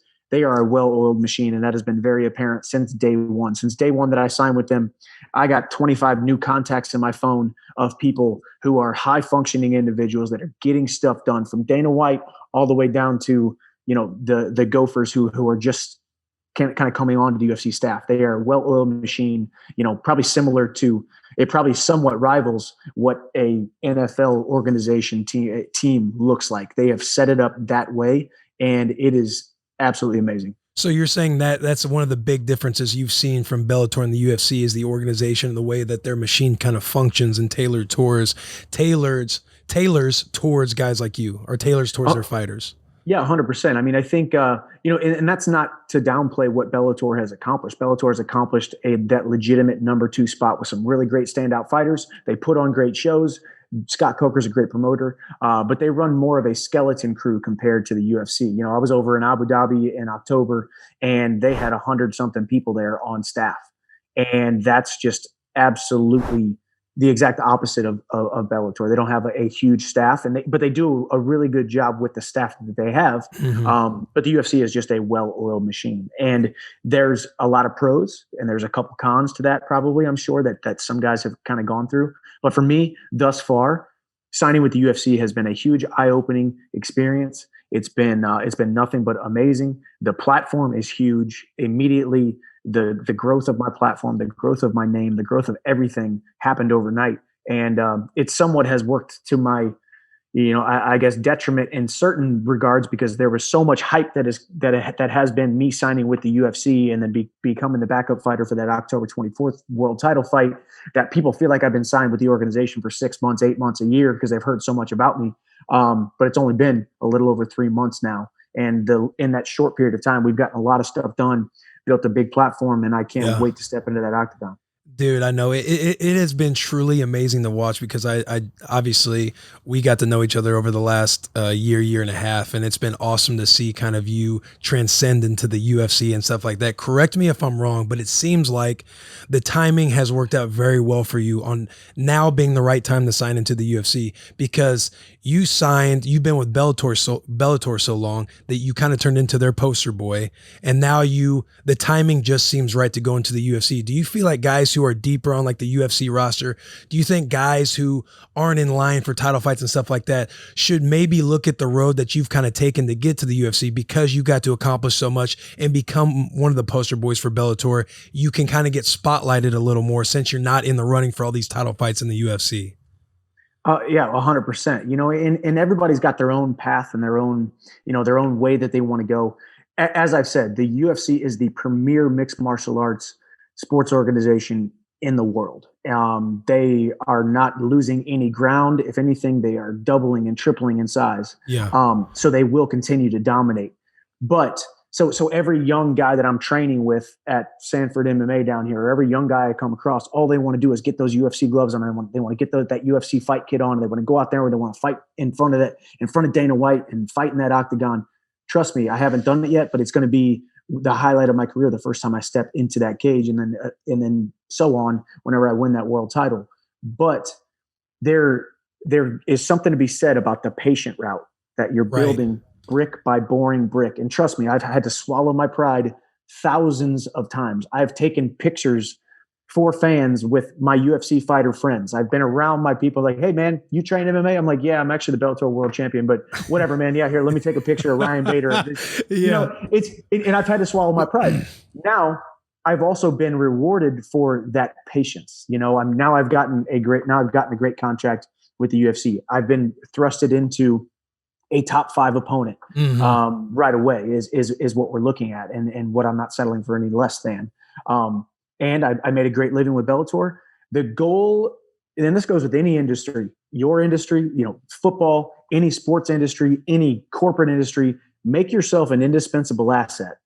And once you've made yourself an indispensable asset, your stock is risen so high that you can either continue in your course of action with your current company or be the hottest free agent on the market, and it works out extremely well for you. And that's kind of where I was, and I was one of the biggest free agent signings in mixed martial arts history, and that's what we've kind of seen over the last couple months. And it's been it's been a great ride, and I owe a debt of gratitude to Bellator and those guys who gave me a chance, gave me the platform. But then I also owe it to my coaches and my training partners, the guys who have helped build me up. And now here I am. I still feel like the best version of myself. My last performance was arguably the best performance of my career. So how do you argue that I can't go out there and compete with the best guys in the world? Was that your pitch when you're sitting down with the UFC, and because you mentioned earlier, you were kind of like telling your story about how you can make, how you would make waves in the UFC. Put me in that conversation. Is that how you're kind of pitching yourself to Dana White? What's the strategy behind it? Like, what is going on in your mind? What makes the most sense if I'm the UFC talking to you about this negotiation? For me, it was funny too. I was so nervous because you're nervous. Like, hell yeah, bro. It's Dana White. It's the UFC. This is what the culmination of all the hard work that I put in. I knew eventually I was going to get to this point and get this opportunity. So don't screw it up, right? So right. I texted my father-in-law and I was just like, hey, say a prayer for me. I'm heading to the meeting. He sent me John 1:5. He who lacks wisdom, ask for it, and God will give it to you. And that's really what it was, man. And I just said, God, give me the wisdom. Give me the wisdom to walk into this meeting, chest proud, chin up, letting these guys know that I'm going to be their world champion in the next 12 months. I had a great conversation with Hunter Campbell, who's the number 2 in command in the UFC, the legal counsel, right? Dana White's legal counsel. He goes to him on everything. The one other guy in the organization who can make the big decisions aside from Dana White. We had a great conversation. I told him I was going to be world champion. I told him what I wanted to do. I want to be the good guy. I want to be a good guy for the brand. I know you got all these guys who are pain in the rears to deal with. Trust me, the heels. Trust me, I want to be a good thing for your organization. 10 minutes later, Dana White calls me. We have a 5-minute conversation. He essentially hangs up on me because of our conversation was going so well and he got so pumped up. He hangs up on me, calls me back 2 minutes later, and he said, listen, I just talked to Hunter. I said, give him whatever the F we got to give you. So nobody else. Did you say that? You said that? That's what he said. Oh, that's what he said. I was going to say. He called me back. Did you drop the F-bomb? No, he did. No, he did. And, and really it was for me, I'll tell you what it wasn't a sales pitch. It came from the heart. I told Dana, I said, listen, Dana, you don't need me. You have built the greatest mixed martial arts sports franchise in the history of the sport, the culmination of this sport. And you haven't paid me one dime, and your name hasn't been on one of my checks over the last 10 years, but indirectly your name has been on every single one of the checks that I have cashed because of you bootstrapping and quarterbacking and building this whole sport of mixed martial arts. I owe it to you. All of the money, all of the success that I've had is all off the coattails of what you've done. And he's like, oh, that's awesome. And he basically hangs up on me, and you need to be an agent when you get done with fighting. But the funny thing is, like, it wasn't a sales pitch. It wasn't tell this guy what he wants to hear. Like before I knew Dana White, I admired him for what he has done. Before I ever even signed with the UFC, I truly believe that there are these thought leaders and the shakers and movers in your industry that are paving the way in building sports, building organizations, building pathways, building tech, building whatever industry that you're in. And that's what we talked about, because he was like, I think you can do this here. I think you can do that here. I think we can do this for you. It's just different. Trust me, it's bigger than all these other organizations. And I'm like, trust me, I believe it. I haven't not fought for you because I didn't want to. It just never worked out that way, and worked out perfectly. Now he's my boss, and now I can't wait to go out there and fight for him. Dude, that's amazing. I love hearing that story. So you go from that conversation, now you're with the UFC. You've been posting, your brand's been growing, like you're Michael Chandler. People are ready to see you fight. Now, where you at right now? You're in Florida. You're in the middle of a training camp. You're grinding basically, but you don't exactly know who you're going to be fighting. You had those conversations with Dana. Everybody's fired up. Signatures are on the dotted line. Now you're in the middle of a training camp and you're not necessarily knowing what's next. What do you think? What is next? What is coming up for you? Is it Gaethje? Is it Ferguson? What do you feel in your gut? Because you haven't really heard anything yet. So what do you feel like is coming? What is on the horizon for you? What's going on in your world right now? Yeah, so originally when I signed, we had that fight October 24th in Abu Dhabi. Khabib was going to fight Gaethje for the world title. They wanted me to fight in the co-main event against Tony Ferguson or Dustin Poirier. I said yes to both of those names. They both said no. Turns out it worked out perfect for Dustin Poirier. Now he gets the Conor fight. Nice big money fight, big high profile fight for him. Tony Ferguson, not so much. He just had to be kind of pushed into that December 12th card, which I guess was what he wanted. He lost to Oliveira now. So Ferguson's kind of off the table. Oliveira has now put his name kind of in that top 5 mix. Dan Hooker's in the top 5 mix. But Justin Gaethje's the fight that I want. Justin Gaethje, when he came over from World Series of Fighting a couple of years ago, he got a top 5 opponent right away. Justin Gaethje is the most highly ranked guy in the top 5. We match up really well against each other. We're actually cut from the same cloth. He's cut from our cloth, man. He's a fucking wolf. Yeah, he's a small town wrestler. Like also, like I got to meet his mom and dad. They both came out. They're both humble beginnings. His dad works in the copper mines in Arizona. We run with the same crowds. We're very similar. And then our fight styles are similar. We want to bite down our mouthpiece, come across that octagon, and get into a fist fight. I think it's a perfect way to introduce myself to the UFC fans, finally give them what they want, which is me actually stepping inside that octagon. And I haven't not stepped into the octagon because I didn't want to. I wanted to fight October 24th. I wanted to fight Ferguson or Poirier. It just didn't work out.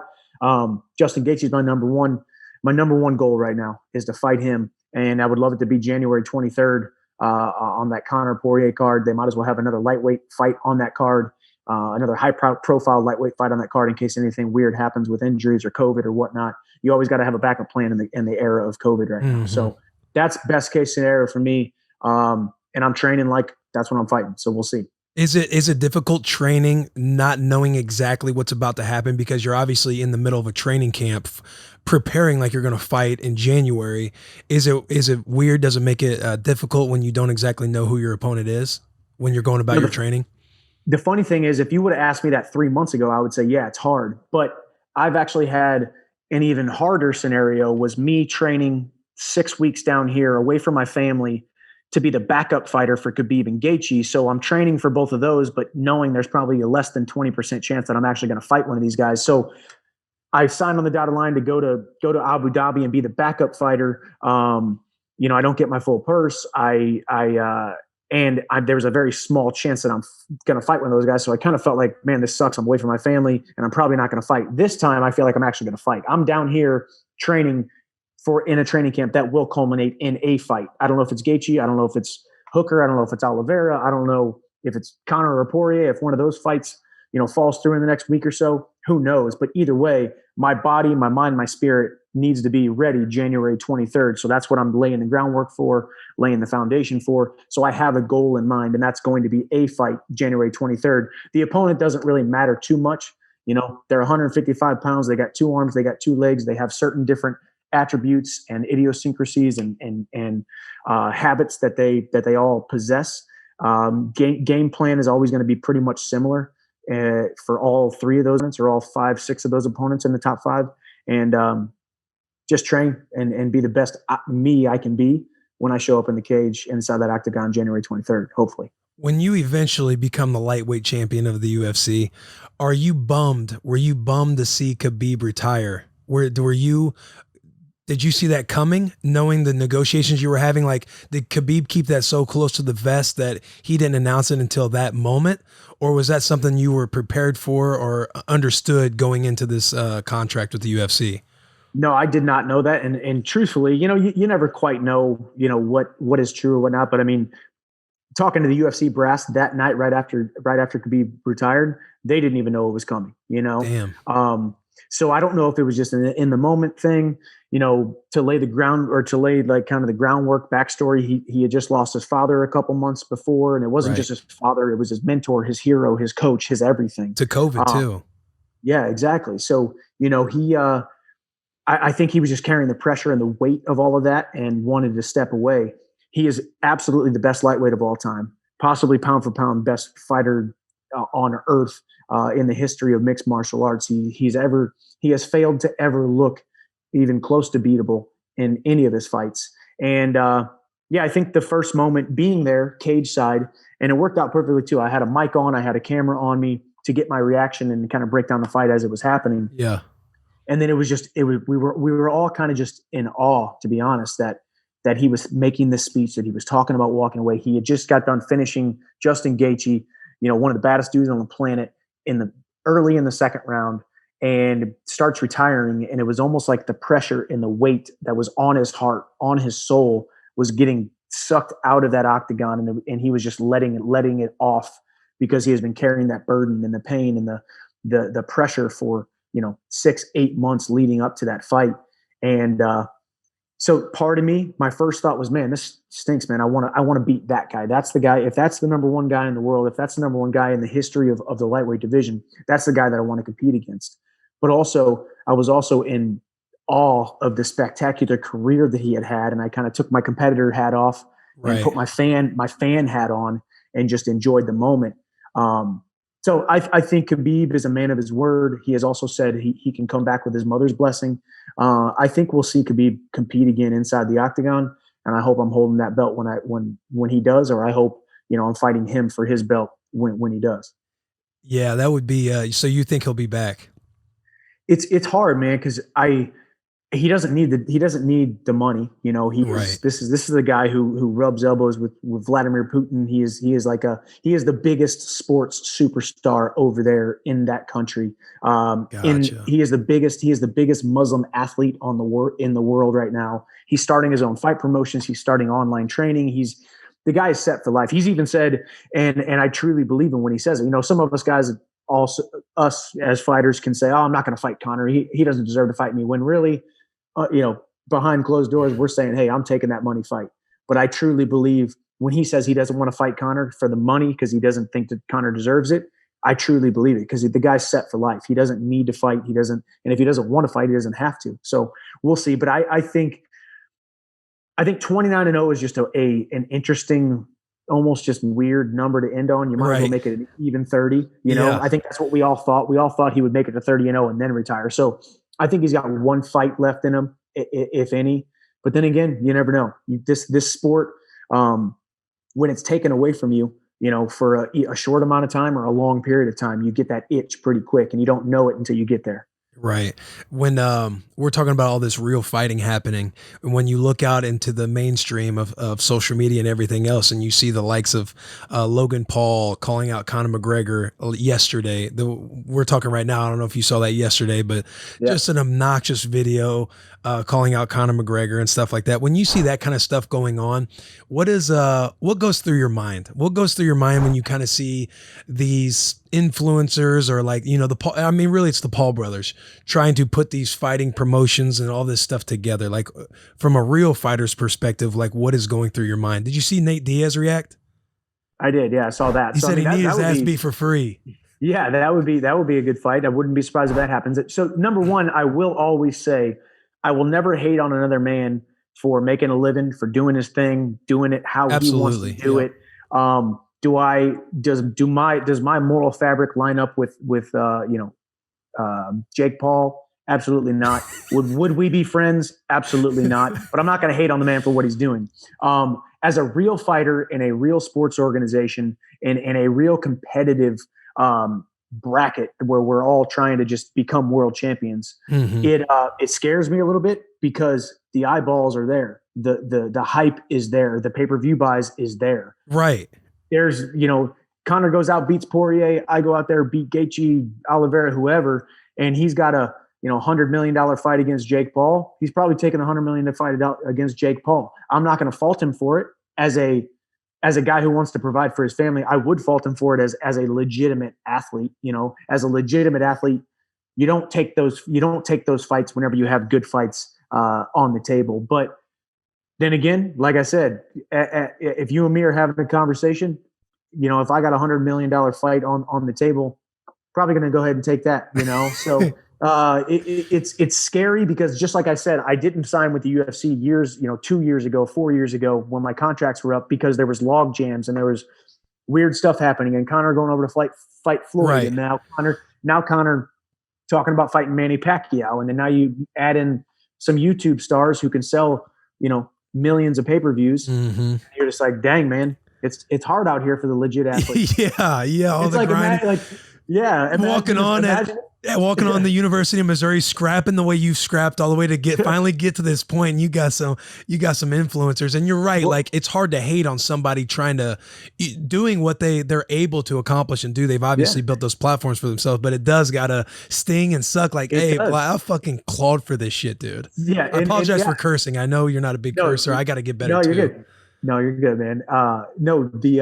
But it's funny too. Like, think about if they started NFL Blitz, that, you know, like the same rules as that game NFL Blitz we used to play with kids when we were kids, be able to suplex people and punch them and kick them. Like, if they started a league like that, you'd be like, well, that's not legitimate, but people are watching that because that's sensationalism. It's crazy. It's the same exact thing. You're like, we're legitimate football players over here trying to make a living doing what we're doing. And it's you know, it's a little bit scary, like I said, because the call out was real. He brought his wife into it. Dude, like, I know that's what I did. I wasn't like, I wasn't necessarily hating on the Paul, like Jake Paul. He beat Nate Robinson. He looked good doing it. Yada yada yada. He's doing good. Like, that's awesome that he's able to do that. But when the wife stuff came out and everything else, I was like, man, what are we doing? Like, no, the funny thing is that is exactly what I said. Like, what are we doing here? What is life? Like, what is sports? What is the fight world? What is, you know, but then the pay-per-view numbers come out and you realize they're selling pay-per-views, and it goes back to, you know, I'll go back to my past a little bit. When I was with Bellator, you'd have, you know, if you remember, this guy named Dada 5000 fought Kimbo Slice. Dada 5000 was like in an underground fight club league and was on YouTube, and Kimbo Slice was a YouTube star, and they fought each other. And you had Ken Shamrock coming back and fighting Horace Gracie. All these like freak show fights, they called it, but they got the most views, you know. And I benefited from it because I was always usually the co-main event, and I got a lot of eyeballs. But you're like, man, what are these freak show fights? And then now you got, you know, Conor versus Floyd was, you know, they're both legitimate athletes, but there was no way in a million years that Conor was ever going to even come close to beating Floyd Mayweather unless he carried the fight. Unless Floyd carried the fight like he did. There's no way in a million years that Jake Paul beats Conor McGregor, but people are going to watch if it happens. I know, dude. I'm hoping, like, obviously Conor, he's fighting again, so I hope he gets back in the mix in the UFC and stuff, but obviously there's money everywhere to be made these days. These guys have huge names and eyeballs and stuff like that. When you become the champ, the good guy needs to call out the bad guy, and you need to try to get Jake Paul into the octagon with Michael Chandler. I'm down with that, man. So we'll see. You know, we'll talk to Dana about it. Like, he had some choice words for Dana, you know. So we'll talk to Dana about it. I mean, that's true. He did have some choice words for Dana. I forgot about that. He did, you know. And you're just like, dude, just sit back in your YouTube mansion and just. Right. I mean, it makes it like, why Conor though? Why you got to go all the way straight to the biggest global, you know, combat sports superstar? Yeah, you know, I get, you know, you couldn't fight someone else. Like a Diaz would be a good option. Maybe a little bit more on the skill level, right, if you will. But then again, if you're Jake Paul, go to the top, because the chances of you getting what you want are a lot more likely than a lot of the rest of us sometimes. I think it'd be cool if, like, Conor literally paid him no mind. Like, literally does not ever speak his name or talk about it or anything. Yeah, I haven't seen a response. So I don't know. I know. Is he in a camp right now? In Conor, he's probably gearing up to fight. So I hope it'd be cool if he just says nothing. You know what I mean? Like, pay him zero attention. I was thinking it'd be hilarious if you're like the neighbor of Jake Paul and you're like sitting up on the floor and you kind of look out the blind and you just kind of see that video and promotion going on. You're just thinking, yeah, what the fuck is going on out here? Well, no, if you're Jake Paul's neighbor, you're like, oh, Jake's being Jake right now. Like, that's what you're used to. Yeah. At least it's not cops showing up and raiding your place. At least he's just doing stupid. Right. Yeah, no doubt, dude. No doubt. Well, I know you got to go. You got to get some body work. You're in the middle of camp right now. Thank you so much for joining the boys. A lot of good shit, dude. You know your boy is always rooting for you. What do we got to do to get a little Team Bussin logo on them shorts? I'm trying to get on them trunks. Team Bussin, or just put the boy, the wolf, whatever you want to put on there. But if we get a little Bussin thing on there, you know what stinks? Yeah, you know what stinks now is now that I'm with the UFC, we can't put anything on our shorts. You know? Oh, really? Should have done it for the last fight. Yeah. Can't do anything on the shorts. So the shorts are essentially, I'll have Monster on my shorts because I'm a Monster athlete, and Monster is one of the main sponsors of the UFC. And then I'll have my name Chandler on them, and that's it. That's all they do. But we could you gotta send me some merch. I'll wear it fight week. Yeah, I got you, man. That'll be dope. You're definitely our fighter for Bussin' with the boys. So we're rooting for you, bro. Go get your body work in. But thanks so much for coming on. Appreciate you, man. Love all the success that you guys are having, man. It's awesome. It's well deserved, and the boys are headed to the top. Let's go. Thank you, bro. Hey, when you get done winning that next fight, you'll have to come on in January or early February. You'll be right here next to me. I'm ready. Let's do it. All right, brother. Okay. See ya. See you, man.